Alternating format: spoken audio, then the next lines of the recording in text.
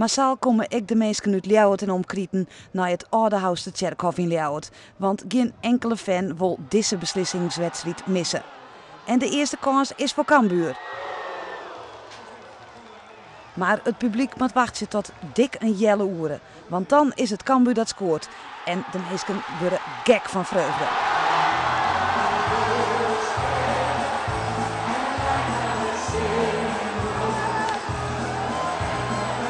Toch is de spanning er nog net over zelfs, want er is nog een lange wedstrijd te gaan. Het is wachten tot in de tweede helft op weer een grote kans voor Cambuur. De bal wordt van de line hellen. En dus bleef het 1-0 en bleef de spanning hingen, ook op het Oudehuis de Kerkhof. En dan een klap voor Cambuur. Sander van der Heijden, hij moet er aan. Hij krijgt het applaus van zijn fans, ook op het Oudehuis de Kerkhof. En dan weer een grote kans voor de Ljouters.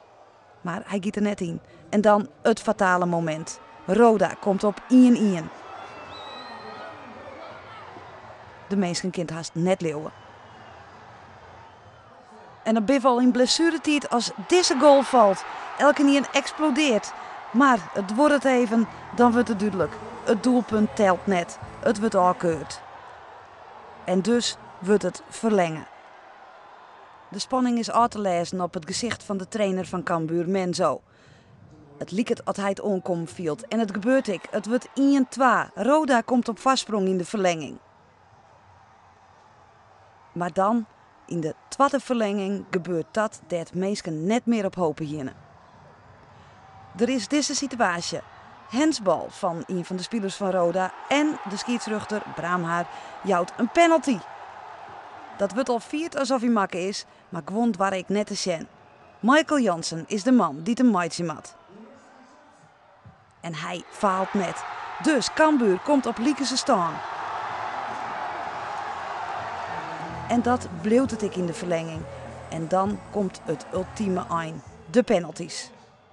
Michael Jansen, de man die de 2-2 erop zette, hij mist. Dan El Khalifi. Ik hij zit heegoer. Het publiek in het haast net leeuwen. Nou wordt het een dreig verhaal. En dan Mark de Vries, de man van de play-offs, zit hem te zacht in. Het is een prooi voor de keeper van Roda. En dus spat het dream van een heel soort Ljouters uit mekaar. Cambuur moet het Takomier op een nijbeziekje in de eerste divisie. Misschien is er dan meer geluk.